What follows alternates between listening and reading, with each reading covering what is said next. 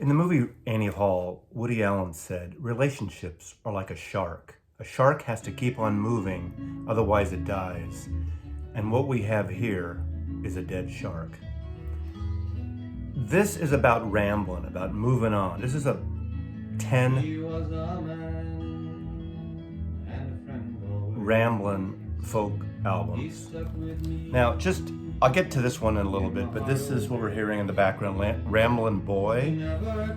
So before you become a Ramblin' Man, you're a rambling boy, and then eventually you grow up to be a Ramblin' Man. And I just wanted to showcase 10 albums that are part of the New York Greenwich Village folk revival of the early 60s. I picked 10 albums plus a bonus because that's what we do around here, and sort of it's an intro to these, the other 10. This is just a snapshot of some of this music. I'm a huge fan of folk music, and when I've done these psychedelic San Francisco or LA scenes, a lot of these bands came from the folk scene. They either came from the blues or the folk blues revival. And I love this type of music. And I'm concentrating mostly on that early 60s, mid 60s Greenwich Village scene with a trip up to Canada for one of them.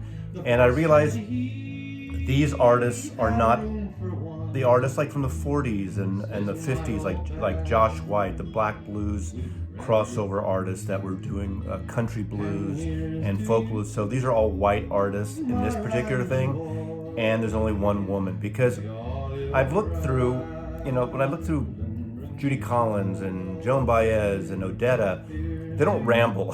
They're not rambling artists as much as the guys. And the guys want to get on a train and want to emulate that Woody Guthrie thing of Dust Bowl ballads and everything. And before I jump into the records, this is just one CD collection, which is pretty nice. It's a Rhino set called Washington Square Memoirs, and it's about the great urban folk boom 1950 to 1970. And of course, you got Oscar Brand, Gene Ritchie, Big Bill Broomsey, Woody Guthrie, the Weavers, the Kingston Trio. So you got the pop folk artists, which I'm not including in this video. You have Carolyn Hester, you got Ian and Sylvia, Tom Paxton, early Jesse Colin Young, Hamilton Camp, John Hammond, Jim Kweskin, and so on. This is a 3 CD set. It's recommended if you like this kind of music and want sort of a decent overview. So we're going to go on to these 10 records. This is not a ranking, it's just some I really enjoy. And this is Mazley goes a Mazzy rambles. I want to ramble. He left me here to ramble on. My rambling pal is dead and gone. If when we die we go somewhere, I'll bet you $1 he's rambling there. So of course, let's start with the 1940 album by Woody Guthrie, and this is Dust Bowl Ballads. These are some amazing songs that Woody Guthrie wrote and experienced traveling through the times in the Dust Bowl. Woody Guthrie was from Oklahoma. He died in New York City. This is a pressing from Folkways Records from 1964. And this is a fantastic record. Not only do you have this amazing photograph, very reminiscent of Dorothea Lange's covers. This is not that. This is a cover photograph by Arthur Rothstein, Dust Storm, Cimarron County, Oklahoma, 1936. Woody Guthrie, you could argue, is the father of modern folk music. He influenced everyone from Bob Dylan to Eric Von Schmidt, to Dave Van Ronk, to all the great folk singers of the late 50s and 60s in New York City and beyond. Important songwriter. This is an amazing album. I highly recommend you finding a copy of this. Again, Dust Bowl Ballads, and of course, he's the father of Arlo Guthrie. So we can't talk about the folk scene without talking about Bob Dylan. And I think for the sake of this video, showing his debut, produced by John Hammond on Columbia, is the way to go. 2 original songs on here, including Song to Woody, which is his tribute to Woody Guthrie. Of course, Dylan came from Hibbing, Minnesota, and met Woody Guthrie prior to his death, and really was a disciple, and that was his major influence. Really good album. It's acoustic, wonderful based folk album with a lot of traditional songs. Gospel Plow, You're No Good, Pretty Peggy, Oh Fixin' to Die, Freight Train Blues, House of the Rising Sun. A lot of these folk songs were standards at a lot of the groups. Of course, then would later get into the whole, groups like in San Francisco and New York, and that got more electric. Obviously, Dylan going to electric, was he a leader or a follower? Obviously, in the folk scene, he was a leader, but he was following. He saw the writing on the wall, what was happening in music, and it was something he enjoyed. I mean, he soon left the protest songs for the most part behind, with exceptions over the years like Hurricane Carter and different pieces he did in the 70s and beyond. But amazing record. This is Bob Dylan's debut. Now, I can't talk about the Greenwich Village folk scene without talking about Eric Mon Schmidt. In fact, there's a song on here that when Columbia put this record out, he does a song on here, Baby Let Me Follow You Down, and originally it was credited to Eric Von Schmidt, who didn't write it, but he kind of had an arrangement of it and he popularized it. So I think this is an important record. This is a later record. This is, I believe, 1965, Eric Von Schmidt. The great Jeff Muldaur, second guitar and harmony, and Mel Lyman on harmonica. So it's a very minimal album, really good record. Important folk singer he does on here, Rattlesnake Preacher, Florida Woman Blues, Edward Teller. So it's, again, that mix of folk and blues from New York City. Prestige Records was one of the premier folk labels. Prestige, obviously, most of you may know because of its jazz artists, its jazz signings, but Prestige had a lot of blues artists, folk artists, jazz artists, and then there was also Elektra Records and several others, which I'll mention here. Another Prestige record is Dave Van Ronk. Dave Van Ronk, nicknamed the mayor of MacDougal Street, right in the Village, cantankerous, but an important figure. Obviously, another person who influenced Dylan, who was along in that period, in that whole Greenwich Village scene at the Gaslight Club and other clubs in there. And I am not a archivist or expert on the whole New York scene. Obviously, when I talk about my love and my growing up in San Francisco, I was around what was happening then, even though I was young at the time for the psychedelic ballroom scene. I was on the tail end of that. I followed this stuff. I started following this in sort of the late 60s. I'd say 67, 68 is when I started going back to these earlier folk records. Dave Van Ronk, of course, Cocaine Blues, Samson Delilah. He also does Fixin' to Die, Poor Lazarus, and He Was a Friend of Mine, a song that would be later wonderfully covered and slightly altered by the Byrds. David Crosby does a great version of that, great harmonies with McGuinn on that version of He Was a Friend of Mine. The movie, the Coen Brothers film, that comes up a little bit in a lot of these songs, Inside Llewellyn Davis, is about the New York folk scene. And I actually like that movie. Some people think it's a little forced and not accurate, but it's a story. It's a fictional story. But the main character is loosely based on Dave Van Ronk in that movie. And I just love the renditions of some of the songs in that movie that are in several of these records here. So again, folk singer Dave Van Ronk on Prestige Records. Another Prestige artist who's amongst my favorite and one of the first folk singers I really got into that is not known to people who aren't into the genre, and that's Tom Rush. I got into Tom Rush really in the 70s. He had a series of albums on Columbia Records, Merrimack County, 2 or 3 or 4 records that are just really beautiful. Is a version of Ladies Love Outlaws and other cover versions. He wrote a beautiful song on one of those Columbia records called No Regrets. He's got a low baritone voice. No Regrets was popularized in the United Kingdom. It was covered by the Walker Brothers. They had a really cool version of that song. But I prefer his version. I love his version. I love his minimal folk stuff. The more folk country 70s records are really good. At some point, I'd like to showcase those somehow. I have to think of what I want to do with that. But again, he looks like he's rambling, right? When you're walking down the street in New York City, I mean, that's like the perfect Ramblin photograph. And this is what's even more brilliant about this is a cerebral type Ramblin, because he's got a mind to ramble, right? He does a song that so many folk singers did, and that is San Francisco Bay Blues. Even McCartney and pop singers much later did that song. Great song. 9-Pound Hammer, Diamond Joe, Joe Turner. Really good.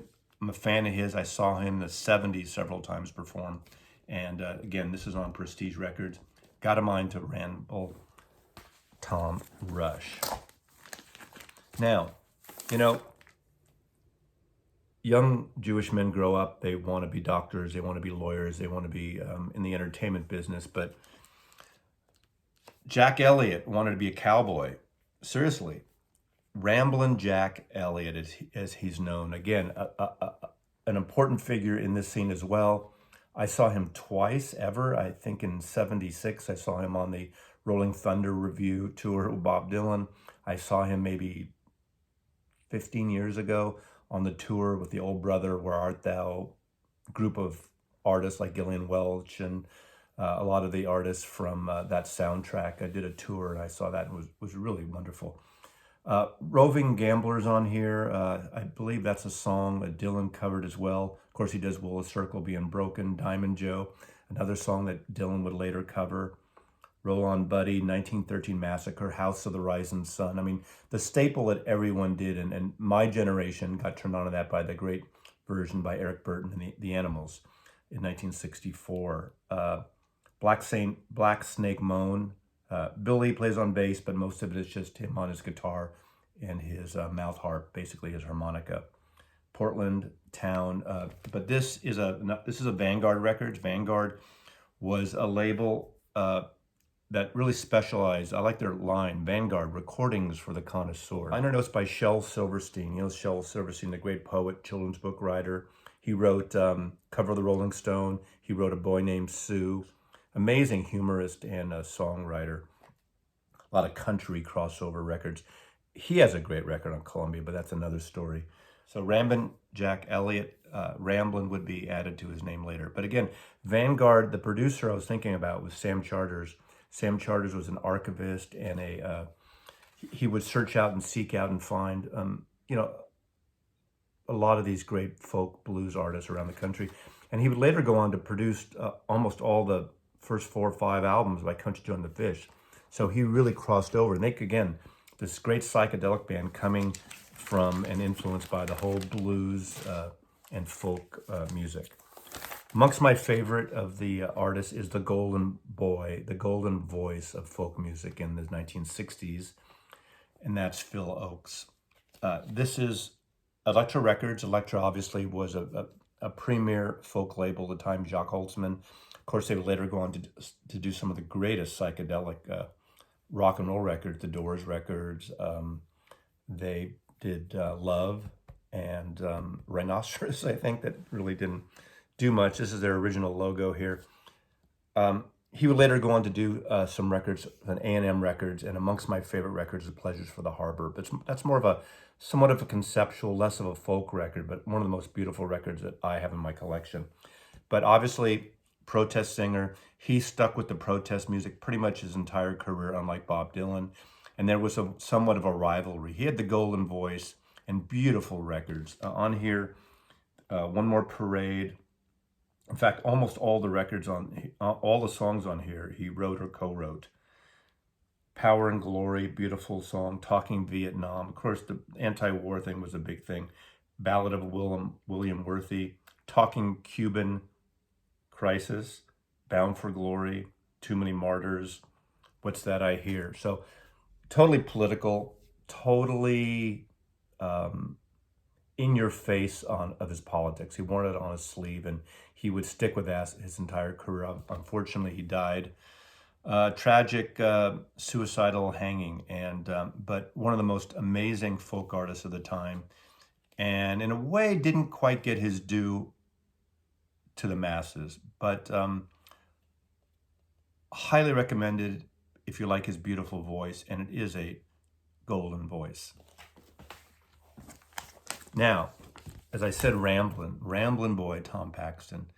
He was sort of on military service in the States. I don't believe he went to Vietnam, but I got turned on to him in 1967, 68 because of a song called Talking Vietnam Potluck Blues, which is a great humorous song on a live double album that came out around that time, around 68, I believe.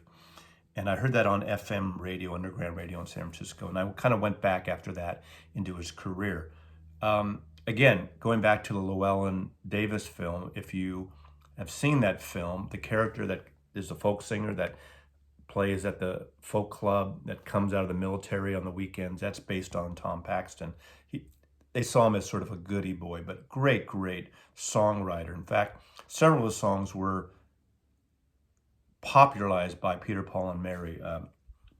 What Did You Learn in School Today was popularized by Peter, Paul, and Mary. Also, Going to the Zoo, I think that was on their album Peter, Paul, and Mommy. But one song on here, which is a beautiful folk ballad, is called The Last Thing on My Mind. And I gotta say, the most interesting version of that, besides his unusual version, is by the English band in the late 60s, The Move, with Roy Wood, Bev Bevan, that would kind of morph into Electric Light Orchestra. They do a version that I think Carl Wayne sings, I think, on Shazam album. It's a monumental, heavy rock and roll, slow ballad. It goes on for about 7 to 10 minutes or something. And it's The Last Thing on My Mind. Beautiful, interesting, unusual cover of this great song, Tom Paxton. So, Ramblin' Boy. Mazzy continues the ramblin'. I love rambling. Don't you? Especially since we've been locked down for a fucking year. We want to ramble finally. Okay, Fred Neal. You know who Fred Neal is? Well, you know at least one of his songs. If you don't know the name Fred Neal, he wrote the song Everybody's Talking.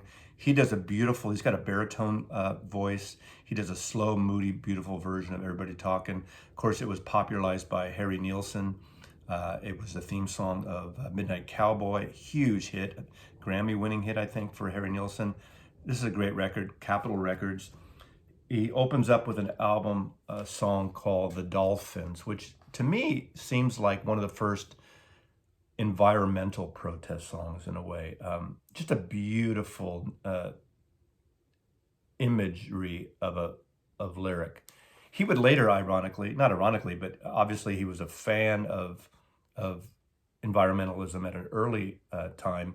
He would quit the folk scene and move to Florida and work with Dolphin and Porpoise Rescue for the rest of his life, as I understand. Also on here, Everybody's Talking. He does Sweet Cocaine, another song, obviously, that are, I bet you cocaine, different versions of cocaine are on 3 or 4 or 5 of these records here. You know, the whole folk raga thing, he's more of sort of the dark side of folk music. And I don't mean, a little dirgy musically, sonically, more than anything else. Not so much lyrically. But again, really great record. And that's Fred Neal. Now, I have a comp only of Eric Anderson. Eric Anderson, a beautiful folk singer. And I think Judy Collins had also popularized his work. Judy Collins, obviously, I don't consider her a rambler, and I'm a fan of Judy Collins, but she popularized a lot of these great folk singers. Obviously, Leonard Cohen, Eric Anderson, because she wasn't really a songwriter, and I don't consider her a rambler either. Same with Joan Baez. The women, as I said earlier on, aren't seemingly as ramblers in this period, in my definition, for this video. So if you want to suggest otherwise, go ahead. The Vanguard, again, in the late 60s, early 70s, put out a series of these double albums that were best of, sort of anthology records. But the song that became sort of a great, sort of his biggest hit in a way, but also covered. In fact, later on, I think it was Self-Portrait or around that time, or the Self-Portrait tapes, I don't remember if it's on that album, is Thirsty Boots. Dylan would cover that song. Thirsty Boots is a perfect Ramblin' type song when you think about it. You know, Ramblin'. Are you walking? Are you rambling? Is it rambling in the mind? Is it rambling, physically rambling? I mean, rambling on the treadmill? What kind of rambling you doing? Eric Anderson. And I'm going to end up with one of my favorite folk songs. I didn't get into at the time, and we're going up to Canada, and we're going to show a duo, Ian and Sylvia. I pick up all their records. Their records are easy to find, at least I'm sure in Canada, but obviously in the States. These were on Vanguard Records again, a great folk label. Great folk duo of Ian Tyson and Sylvia Flicker. Of course, they got married. On here also is John Harold on second guitar again. Eric Weisberg actually on bass on these. I'm sorry, did I say? Anyway, Eric Weisberg is on here as well, who was on a lot of these folk records at the time. The song on here, the title of the album, Four Strong Winds. I didn't hear that by Ian and Sylvia first. I heard by Neal Young. Heart of Gold, the documentary live concert film, I think he talks about it. It's on one of his albums too. He talks about how he heard this song in an Ontario bar on a jukebox, and he kept playing it over and over and over again. To me, it's a perfect song, and their version is beautiful, as is Neal Young's. Four Strong Winds, beautiful Canadian folk song by Ian and Sylvia. Tomorrow's a Long Time, Katie Deer, Poor Lazarus is on here, which was on at least one of the other albums here. So again, a lot of these folk artists were crossing over doing the same songs, like Royal Canal, a Canadian-British prison song, which is used also in the Llewellyn Davis live show album, which is great. So obviously, a lot of this music stems from traditional British folk, and obviously fusing it with modern American music and folk and blues too. So that's the video. That's all. That's the Mazzy's Ramblin' video, 10 records plus Woody Guthrie, and enjoy it. I like to dive in deep in this genre. It's something I know that maybe a lot of my viewers aren't into or don't know about, but please make your comments, and if you want me to kind of expand on this, maybe have a conversation again on this type of music, because I really enjoy it. It's just really good for the soul and political, and I love political. Mazzy loves you.